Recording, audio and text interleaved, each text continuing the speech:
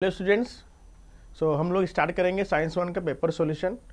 तो start MCQ से start करते हैं क्वेश्चन नंबर 1 से। जैसे आपको सबको पता है पेपर पैटर्न में क्या रहता है। क्वेश्चन नंबर 1 जो ए रहता है वो आपका मल्टीपल चॉइस क्वेश्चन रहता है। आपका एक क्वेश्चन गिवन रहेगा, 4 ऑप्शंस अल्टरनेटिव रहेंगे। ठीक है, आपको करेक्ट आंसर ढूंढना है। तो फर्स्ट क्वेश्चन क्या गिवन है कि which one of the following is a low earth orbit, LEO। इसको हम लोग क्या बोलते हैं? लो अर्थ ऑर्बिट सैटेलाइट।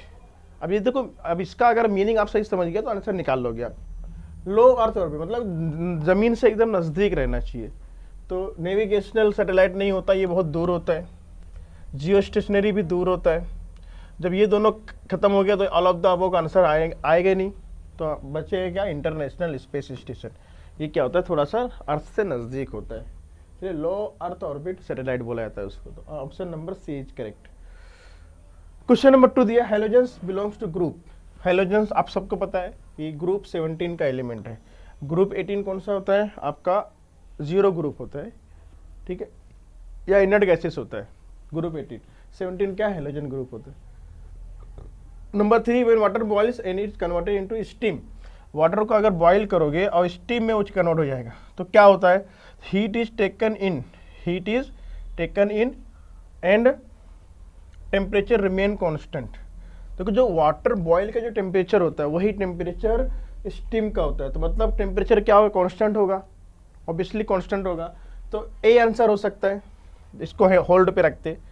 यहाँ पे टेम्परेचर राइजेस बोला है तो राइज तो नहीं होगा, टेम्परेचर डिक्रीज भी नहीं होगा, और रिमेन्स द सेम बोला है। चलो ठीक है, ये दोनों हो सकते हैं। लेकिन हीट इज गिवन आउट बोला, हीट गिवन आउट नहीं होगा, हीट इन होगा। तो आंसर क्या हो जाएगा? ए।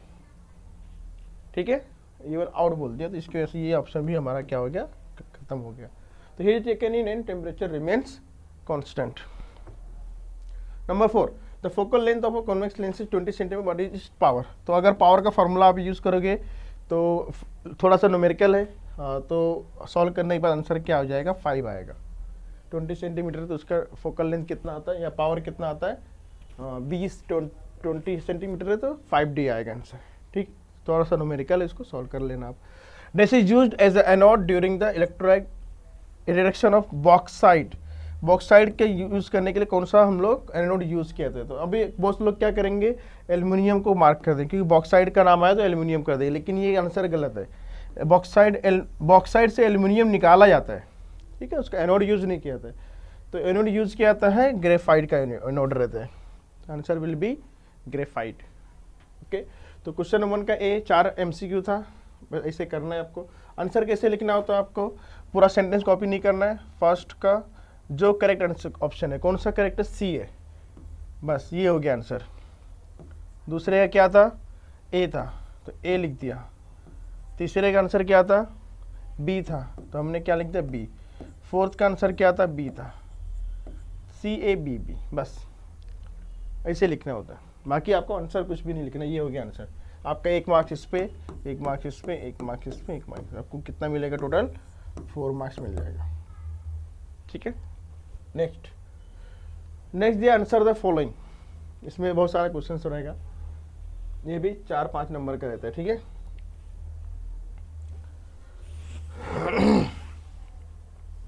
Find the odd one out. इसमें से चारों में से अलग कौन सा है? तो फ्यूज वायर हो गया, MCB, रबर ग्लव्स और जनरेटर।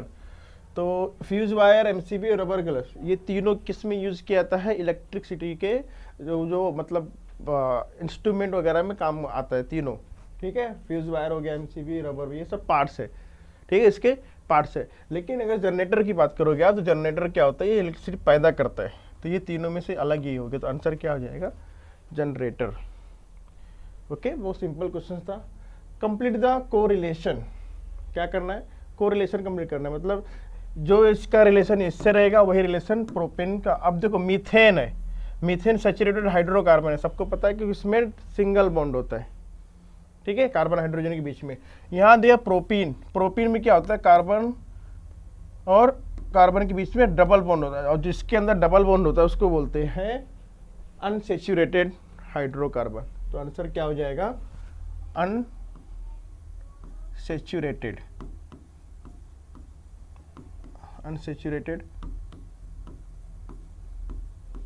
हाइड्रोकार्बन, ठीक है, डबल बॉन्ड होता है इसके अंदर। तो डबल बॉन्ड और ट्रिपल बॉन्ड के लिए अनसैचुरेटेड और सिंगल बॉन्ड के लिए सैचुरेटेड। ट्रू और फॉल्स, तो electric generator used to generate electric current. तो इलेक्ट्रिक जनरेटर का क्या यूज किया जाता है? इलेक्ट्रिक करंट जनरेट करने के लिए। एकदम ट्रू बात है, कोई प्रॉब्लम ही नहीं है। तो आंसर इज ट्रू, ये अपना ट्रू है। अब कॉलम ए कॉलम बी, ये तीन ऑप्शन दिया हुआ है आपको, ए बी सी, ठीक है।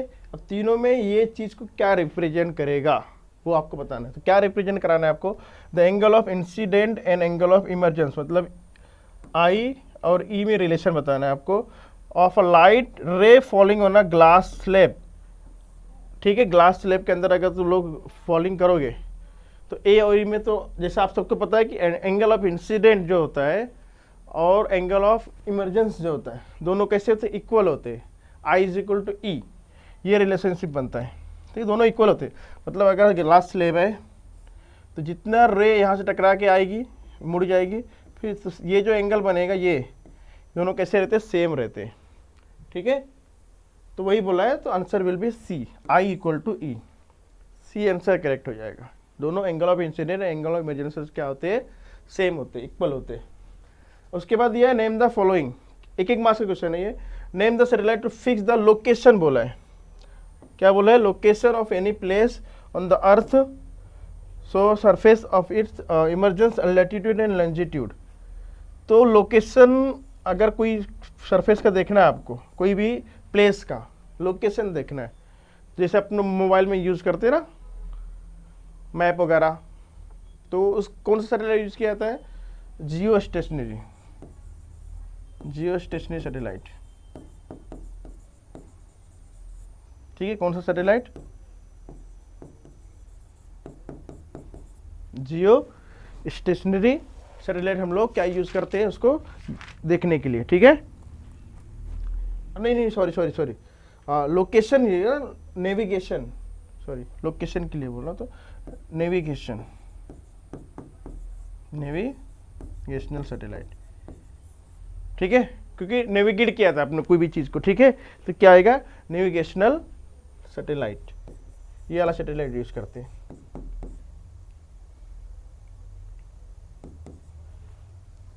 लोकेशन जो अपना यूज किया जाता है ना, उसको बोलते हैं नेविगेशन। तो इस तरह से आपको करना था। एक एक मार्क्स का सिंपल क्वेश्चंस होते हैं। तो इजी लेवल का होता है थोड़ा सा। अगर आपने ड्यूरिंग अगर आपने स्कूल में अच्छे सुना भी होगा तो ये टाइप ऑफ क्वेश्चन आप कर सकते हो, ठीक है। नेक्स्ट देते हैं, give scientific reason any two. दो रीजन है क्वेश्चन नंबर 2 का, ए फिक्स है, 2 करना हो तो 4 नंबर आपको मिल जाएगा, ठीक है। 4 मार्क्स का क्वेश्चन है, 3 रहेगा, 2 करना है आपको, ठीक है। तो पहला the constant of gravitational is called universal constant. जो अपना कांस्टेंट ऑफ ग्रेविटेशन है जी, इसको यूनिवर्सल कांस्टेंट बोलते हैं। क्यों बोलते हैं? क्योंकि देखो the value of constant of gravitation does not change, ये चेंज नहीं होता है, ठीक है। जो चीज चेंज नहीं होता उसको क्या बोलते हैं? कांस्टेंट बोलते हैं। तो ये कभी भी value of the constant of gravitational does not change with the nature, mass और the size of the material particles. कोई भी हो, चाहे नेचर हो, चाहे मास हो या साइज, कोई भी के हिसाब से भी वो चेंज नहीं होता। It does not very with the distance between the 2 particles. Distance कुछ भी हो, कहीं से भी हो, मास कुछ भी हो, चेंज नहीं होता। इतना लिखोगे आप 1 मार्क्स मिल जाएगा।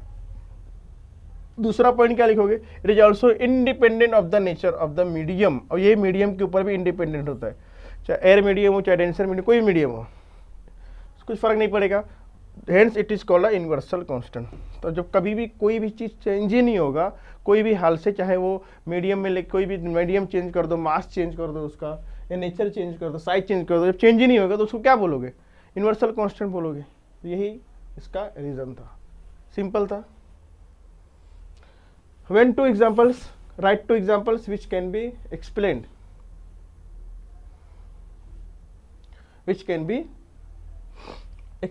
with the help of anomalous behavior of water। क्या लिखना है? anomalous behavior of water। आप सबको पता है कि 4 डिग्री के नीचे आता है तो जो अपना वाटर है वो क्या करता है? anomalous मतलब अलग बिहेवियर करने लगता है। मतलब कॉन्ट्रैक्ट होने के बाद क्या होता है, ये एक्सपांड होना शुरू कर देता है, इसको बोलते हैं अनोमलस बिहेवियर ऑफ वाटर। तो in a period while going from, दो एग्जांपल लिखना है। तो पहला ये left to right atomic radius goes decreasing and the atomic number increases one by that means positive charge on the nucleus increases by the 1 unit at a time। ये question में कुछ mistake हो गया लगता है, ठीक है, पीपीटी बनाने में प्रॉब्लम हो गया है, इसका आंसर ये नहीं है। देखो ये आंसर नहीं है इसका, कुछ मिस्टेक हो गई है, ठीक है।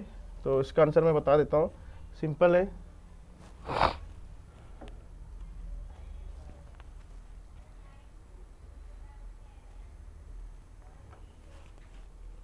दो एग्जाम्पल कौन सा हो सकता है कि आप देखे होगे जो एक्वेटिक एनिमल्स होते हैं 0 डिग्री के बाद मतलब ऊपर बर्फ जम जाता है, नीचे वो लोग क्या रहते, जिंदा रहते। तो किस वजह से होता है, वही वाटर का अनोमलस बिहेवियर की वजह से होता है। क्या ऊपर बर्फ जमा रहता है, नीचे क्या होता है वो एक्सपांड होना स्टार्ट हो जाते हैं, वो इसलिए पानी नहीं रहता नीचे, तो इसलिए क्या होता है ऊपर बर्फ जमा रहता है, ठीक है ऐसे, और नीचे जो एक्वेटिक एनिमल्स होते हैं वो पानी की वजह से क्या रहते, तैरते रहते, इसलिए जिंदा रहते हैं। ये पहला एग्जाम्पल हो गया।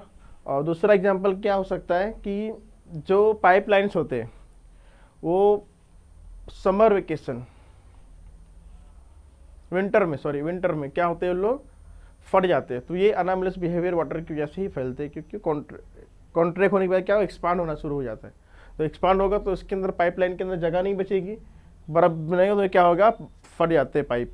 और पहाड़ों में जो जहाँ पे बहुत ज़्यादा ठंडी पड़ती है, आइस वगैरह गिरता है, टेम्परेचर बहुत कम हो जाता है, वहाँ भी ऐसे होता है, चट्टान टूट जाते हैं, रॉक्स वगैरह टूट जाते हैं। तो वाटर क्या करता है, एक्सपांड शुरू हो जाता है 4 डिग्री के नीचे आते हैं। तो ये 2 एग्जाम्पल हो गया, ठीक है, इसको ले सकते हो। दूसरा, coin kept in a bowl is not visible when seen from one side, but when water is poured in the bowl the coin becomes visible.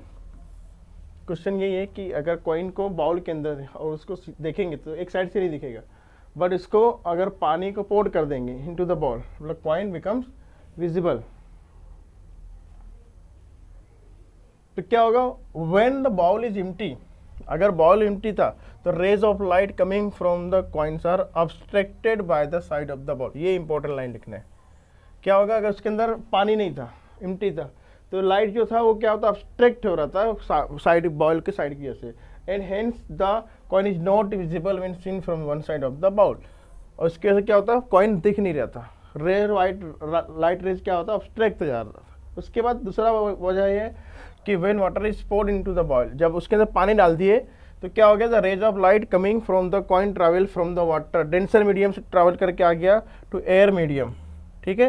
Hence they bend away from the normal and refraction, therefore the coin appears to be raised and becomes visible when observed from one side of the bowl. तो main वजह क्या है इसका, refraction होता है।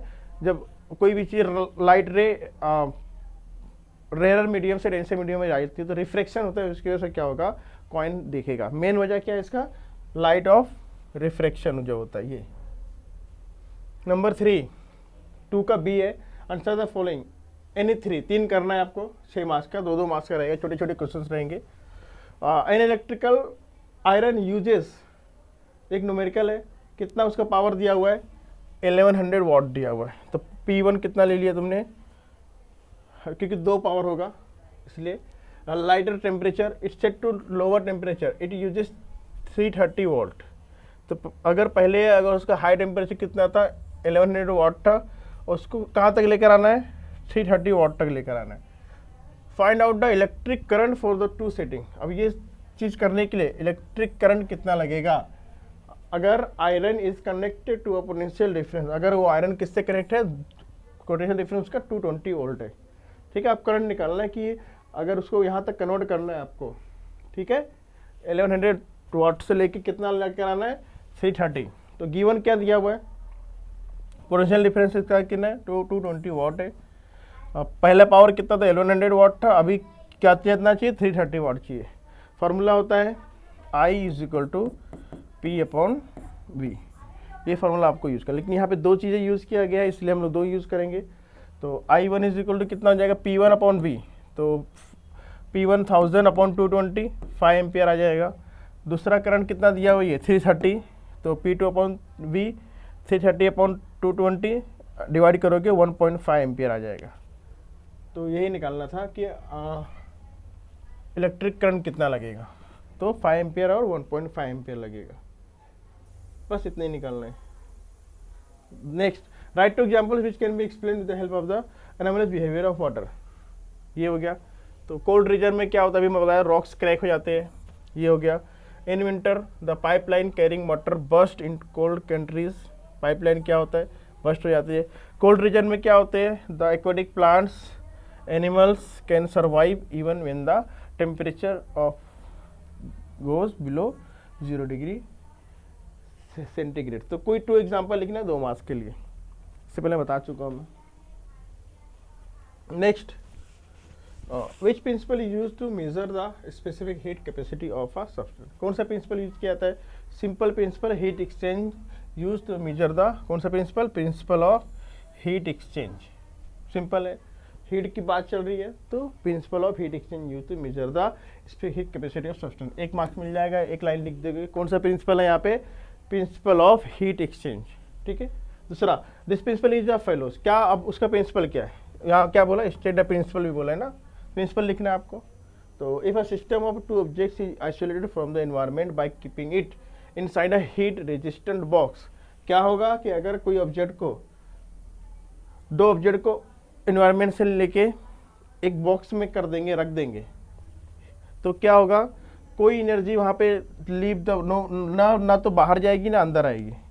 तो इसके बाद क्या होगा, in this situation heat energy lost by the hot object equal to heat energy gained by the cold object. ये हो गया, मतलब अगर कोई 2 चीज़ के ले लो, एक गर्म ले लो एक ठंडा ले लो, और दोनों को एक बॉक्स में रख दो, मतलब जहाँ पे ना तो हीट बाहर जा सके ना अंदर आ सके।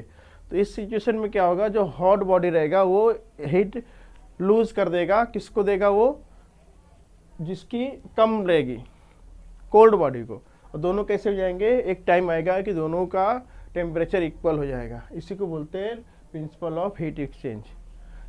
जैसे अगर 30 डिग्री कोई और ये 0 डिग्री था, तो कुछ देर के बाद 15 डिग्री इसका हो जाएगा, 15 डिग्री इसका हो जाएगा, दोनों कैसे हो जाएंगे, इक्वल हो जाएंगे, ठीक है, दोनों क्या हो जाएंगे, इक्वल हो जाएंगे, ठीक है। इसी को बोलते हैं, ये क्या करेगा, लूज करेगा, ये क्या करेगा, गेन करेगा। Got it. Next, complete the following reaction and give name of the products. बहुत इजी क्वेश्चन है, इसको बोलते हैं डिस्प्लेसमेंट रिएक्शन भी बोलते हैं। कॉपर सल्फेट को Pb प्लम्बम, तो क्या होगा, ये Pb यहाँ आ जाएगा, कॉपर अलग हो जाएगा, ठीक है, डिस्प्लेसमेंट हो जाएगा। तो बचेगा क्या, Pb यहाँ पे आ जाएगा SO4, ठीक है, लीड बोलते हैं, Pb प्लम्बम या लीड बोला जाता है इसको, और कॉपर यहाँ आके अलग से हो जाएगा। बस ये हो गया रिएक्शन। तो केमिकल रिएक्शन क्या हो गया, ये हो गया।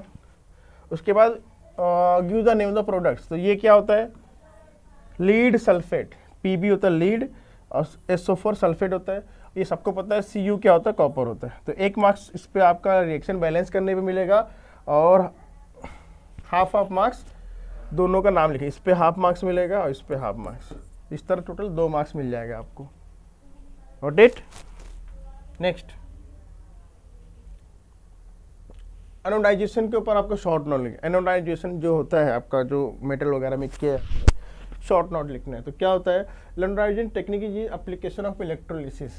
इलेक्ट्रोलिसिस जो किया जाता है अपन, उसका एक एप्लीकेशन है। एप्लीकेशन का मतलब होता है कि अपन घरेलू लाइफ में या डेली लाइफ में उसका यूज कैसे करते हैं, that is the meaning of application of electrolysis. तो in this method copper aluminium article is used as anode. क्या यूज किया जाता है, कॉपर या एल्यूमिनियम को यूज किया जाता है as a anode, and it is coated with a strong film of their oxides. और जो उनका ऑक्साइड्स रहता है, कॉपर ऑक्साइड का, एल्यूमिनियम ऑक्साइड का, उनको क्या क्या कोटिंग कर दिया जाता है, ठीक है, their oxide by means of electrolysis. Electrolysis procedure होता है जिसके अंदर इलेक्ट्रिसिटी पास किया जाता है, और उसका जो कोडिंग होता है, ऑक्साइड्स होता है, उसके ऊपर उसका लेयर चढ़ा दी जाती है। This oxide layer is strong and uniform all over the surface. ये एक बहुत स्ट्रॉन्ग होता है, इस पर रस्टिंग वगैरह नहीं होता है, ठीक है, इसलिए इसकी कोडिंग की जाती है। And this thin film protects the metals from corrosion. सबसे इंपॉर्टेंट क्या है इसका पर्पस, कोरोजन को रोकने के लिए इलेक्ट्रोलिसिस किया जाता है। The protection can be further increase by making the oxide layer thicker during the anodisation. और जो पूरे मेथड है उसमें एनोडाइजेशन का यूज किया जाता है।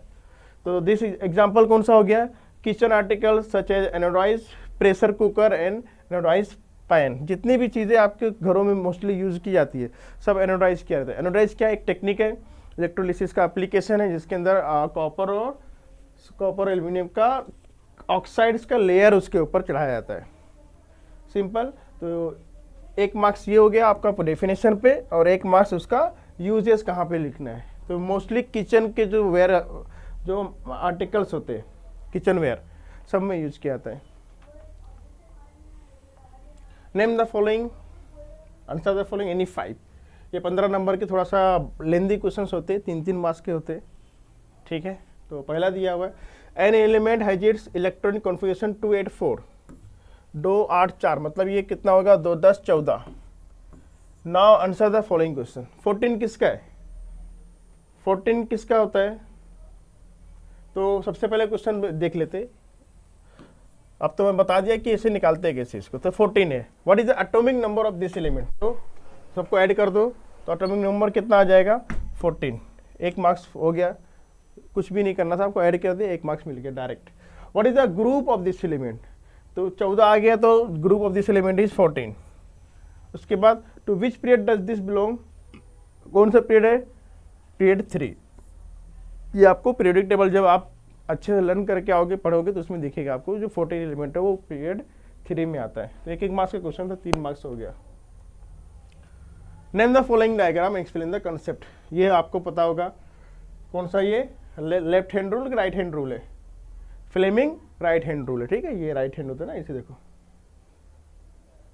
देखिए ये राइट हैंड अपना क्या बोलते हैं हम लोग, राइट हैंड रूल। तो पहले ये एक्सप्लेन करना डायग्राम को। तो diagram shows diagrammatically representation of a Fleming's right hand rule which is use to show the direction of the induced current. जो होता है उसको डायरेक्शन शो करने के लिए हम लोग क्या यूज करते हैं, राइट हैंड रूल करते हैं। इसको किसने इंट्रोड्यूस किया था, फ्लेमिंग ने, नेम ऑफ द साइंटिस्ट। तो इसलिए उसका नाम फ्लेमिंग राइट हैंड रूल दिया गया। अब करना क्या होता है, stretch the thumb and index finger and the middle finger of the right hand, ऐसे करना होता है, ठीक है। ऐसे करो, ये होता है आपका थंब, ये होता है इंडेक्स फिंगर, और ये होता है middle finger. And such a way that they are perpendicular, ये तीनों एक दूसरे पे कैसे होना चाहिए, परपेंडिकुलर होना चाहिए, ऐसे 90 डिग्री 90 डिग्री, सब जगह 90 डिग्री बनना चाहिए, ठीक है। Perpendicular to each other in this position the thumb indicates the direction of the motion of the current. जो थंब रहेगा वो क्या करेगा, direction of motion of the current show करेगा। And index finger the direction of the magnetic field, जो index finger है वो magnetic field use करेंगे। And the middle finger shows the direction of induced कर, जो मिडल फिंगर है वो क्या शो करेगा, ये जो अपना मिडल फिंगर है इंड्यूस करंट शो करेगा। तो ये सिंपल डायग्राम का मीनिंग था ये। तो आपको ऐसे लिखना है, 2 मार्क्स मिल जाएगा, सिंपल क्वेश्चन है। अब and plain mirror is kept at the bottom of the through, यहाँ पे एक मिरर रखा गया है। And show in the following figure the ray of light emerging from a source at the point S. S से एक light यहाँ पे जा रही है ऐसे, through reaches the point A on the surface of the water. Draw neat ray diagram to show the subsequent part of the light and complete the रे diagram. ये आपको देखो, ये हिंट दे दिया है आपको, इसकी हेल्प से आपको ये डायग्राम शो करना है, ठीक है। तो ये हिल ऐसा मिरर रखा हुआ है यहाँ पे, इसको ऐसे करना है। तो डायग्राम सिंपल है एकदम, ये आपके बुक का डायग्राम है, इजीली आप बना लेना इसको, ठीक है। तो 1 मार्क्स फॉर रे, ए बी 2 रे है। ए बी अगर रोज शो करोगे तो 1 मार्क्स मिलेगा, बी सी के लिए 1 मार्क्स मिलेगा, और इमरजेंट रे जो होता है अपना ये, इसकी जो शो करोगे 1 मार्क्स मिलेगा। बाकी चीज़ें तो यहाँ पे बनी हुई है, ठीक है। तो कंप्लीट करना है आपको डायग्राम, वेरी सिंपल है। नेक्स्ट है, why it is beneficial to use a satellite launch vehicle made up of more than 1 stage. देखो, जो अपना सैटेलाइट जो लॉन्च किया था तो बहुत सारा स्टेप में रहता है, एक के साथ में नहीं जाता हो कि एक साथ छोड़ दिया पूरा चला गया आसमान में, नहीं। बहुत सारा स्टेप्स होता है। इसका बेनिफिट क्या है आपको बताना है, ठीक है। तो सिंपल क्वेश्चन है कि earlier satellite launch vehicle SLV, short में क्या बोलते हैं, SLV, satellite launching vehicle, use to be of a single stage vehicle. पहले एक ही स्टेज में क्या था, such SLV use to be very heavy as well as expensive. ये क्या बहुत हैवी होते थे और बहुत एक्सपेंसिव रहते थे, क्योंकि एक ही बार में उनको रॉकेट को क्या करना, लॉन्च करना रहता था, और उसमें फ्यूल कंजम्पशन बहुत ज़्यादा लगता था। As a result SLV with multiple stages were develop. अब इसकी वजह से फ्यूल ज़्यादा लगता था, एक्सपेंसिव बहुत ज़्यादा था, हैवी था, इसके लिए क्या किया गया, अब उसको अलग अलग पार्ट्स में डिवाइड किया गया, मल्टीपल स्टेज में कर दिया गया है। पहली वजह ये है। दूसरा क्या है, इन मल्टी स्टेज सैटेलाइट क्या होगा, journey of the launch vehicle progress and the vehicle achieve a specific velocity and a certain height. एक सर्टन हाइट पे क्या हो जाएगा, सबका एक अलग अलग हाइट दिया जाएगा। As the fuel of the first stage is exhausted and the empty fuel tank gets detach from the main body to the launch vehicle and falls back into a sea. अब इसके अंदर क्या होगा, अगर एक limited fuel रहता है और अगर उसमें वो ख़त्म हो जाएगा तो उसके आगे का जो स्टेज रहेगा वो दूसरा संभाल लेगा और बाकी चीज़ें एक डिटेच हो क्या हो जाएगी, सी में क्या हो जाएगी, वो गिर जाएगी। फिर in the first stage exhausted हो गया। However the weight of the launch vehicle is now less in the what it was earlier and hence it can move with a higher velocity. अभी क्या हो गया, जो व्हीकल्स होता है वो थोड़ा सा लाइट वेट हो गया है, तो इसलिए इजीली क्या हो जाता है, वो मूव हो जाता है। तो ये वजह है कि उसको मल्टीपल स्टेज में लॉन्च किया जाता है। Next, explain the term alkane with example, right the general formula of the alkane. Alkane क्या है आपका, जो आपको हाइड्रोकार्बन आपने जो पढ़ा था उसका एक पार्ट है अल्केन, एल्कीन, अल्काइन। तो अल्केन पूछ लिया और अल्किन भी पूछ ले, तो डेफिनेशन ज़्यादा डिफरेंस नहीं है। तो in hydrocarbon the 4 valencies of carbon atom are satisfied only by the single bond, such compound are called alkane. Single bond रहना चाहिए, ये वर्ड आना इंपॉर्टेंट है। कार्बन और कार्बन के बीच में क्या रहना चाहिए, सिंगल बॉन्ड रहना चाहिए। इस कंपाउंड को हम लोग बोलते हैं अल्केन। एक मार्क्स हो गया। एग्जाम्पल क्या है, मीथेन, 4 हाइड्रोजन आइटम्स, ये हो गया देखो C और 4 हाइड्रोजन आइटम चारों तरफ से अटैच रहता है, ये हो गया आपका मीथेन और अल्केन हो गया, ठीक है। जनरल फार्मूला क्या हो जाएगा, CnH2n + 2 और n क्या रहेगा, नंबर ऑफ कार्बन रहेगा, ठीक है, नंबर ऑफ कार्बन आइटम। एक है तो एक, दो है तो जो भी रहेगा। तो जनरल फार्मूला याद कर लो, CnH2n + 2। Complete the following table, ये तो बहुत आसान है। तो common name ethyl alcohol, methane 2 carbon है इसलिए इथाइल हो गया, OH से तो अल्कोहल, तो इथाइल अल्कोहल। तो CHO है तो ये कौन सा होता है, एसिटल्डिहाइड का फंक्शनल ग्रुप है CHO, तो एसिटल्डिहाइड हो जाएगा, क्या हो जाएगा, एसिटल्डिहाइड, अल्डिहाइड होता है ये एसिटल्डिहाइड, CHO, इथेनॉल बोलते हैं इसको। और इसका इथाइल अल्कोहल का IUPAC नेम क्या हो जाएगा, इथेनॉल, क्या हो जाएगा, OL हो जाएगा, ऑल। इथेनॉल अल्कोहल का फंक्शनल ग्रुप OL है, ठीक है, OL, तो उसका IUPAC नेम हो जाएगा इथेनॉल। एसीटोन, एसीटोन का क्या होता है, ये कीटोन होता है, तो CH3CO अगेन CH3, ये एसीटोन हो गया। और इसका एक नेम होता है प्रोपेन 2ON। तो आपको ये याद रखना है, OH, CHO और CO, ये तीनों फंक्शनल ग्रुप आपको रिमेंबर करना है। OH होता है अल्कोहल का, और CHO अल्डिहाइड का होता है, और CO कीटोन, तो एसीटोन बना है उससे। नेक्स्ट, हाँ, स्टडी द फॉलोइंग रे diagram and answer the following. एक रे डायग्राम दिया हुआ है, सिंपल है। तो कौन सा is the type of the lens use converging divergent, ठीक, कौन सा लेंस यूज किया गया है, तो कौन सा ये, the type of lens use in diverging, क्या हो रहा है, ये डाइवर्ज हो जा रहा है, ठीक है, कॉन्टैक्ट नहीं हो रहा है, डाइवर्ज हो जा रहा है। The image found by concave lens है, कौन सा ये, कॉनकेव है, ठीक है, ये कॉनकेव होता है, ठीक है, और कॉन्वेक्स ऐसे होता है, तो कॉनकेव लेंस है। और वर्चुअल और इरेक्ट और स्मॉलर देना, हमेशा ऑब्जेक्ट क्या बनाता है, स्मॉलर बनाता है। ये अपना ऑब्जेक्ट था और ये है अपना छोटा कर दिया है, तो हमेशा स्मॉलर बनाएगा। It is one of the side of the lens of the object, generally it is found between the optical centre of the lens and the principal axis, हमेशा कहाँ बनाएगा, ये बीच में बनाएगा। If the object is infinity the image is point image, अगर infinity पे है तो इमेज कैसा बनाएगा, तो पॉइंट ही बनेगा कि इन्फिनिटी से कोई भी चीज़ दिखती नहीं है, तो एक पॉइंट ही दिखेगा, सिंपल इसका वो था। In which position of the object size of the image will be point image. तो पॉइंट इमेज वाला क्या था, अभी मैंने बताया कि पॉइंट इमेज कब दिखेगा, जब ऑब्जेक्ट कहाँ पे रहेगा, इन्फिनिटी पे दिया रहेगा। तो if the object is at infinity the image of form at the focus of the lens, image is virtual, erect and much smaller than the object point image. मतलब वो नहीं के बराबर दिखेगा, पॉइंट दिख रहा है मतलब क्या, कुछ समझ में थोड़ी, तो समझो इनविजिबल ही होता है वो, लेकिन उसको हम लोग पॉइंट इमेज बोला था, नहीं दिखेगा। उसके बाद which eye defect can be corrected by using the spectacles in above lens. अब जो ऊपर कॉनकेव लेंस जो यूज किया गया था उसको कौन सा आई डिफेक्टली यूज करते थे, कौन सा होता है, मायोपिया और नियर साइटनेस। मायोपिया और नियर साइटनेस क्या होता है, can be corrected by using spectacles with above lens that is concave lens of the suitable power. अब जिसको दूर की चीजें नहीं दिखती है उसको क्या बोलते हैं हम लोग, मायोपिया बोलते हैं। तो उसके लिए क्या यूज किया जाता है, कॉनकेव लेंस। ठीक है, आपके स्पेक्ट में चश्मे में लगा के दे देते ताकि आप उसको अच्छे से देख सको। तो ये डिटेक्ट किया जाता है, आई का एक प्रॉब्लम होता है, ठीक है, डिफेक्ट। तो ये कुछ क्वेश्चंस थे, ठीक है।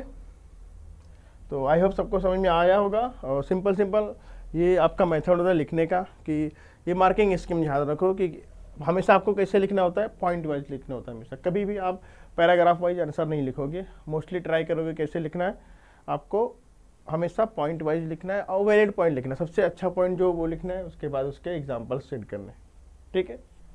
सो आई होप आप सब अच्छे से देखेंगे उसको और कुछ प्रैक्टिस करेंगे, और जो पेपर होगा उसमें अच्छे से मार्क्स ले आएंगे, ठीक है।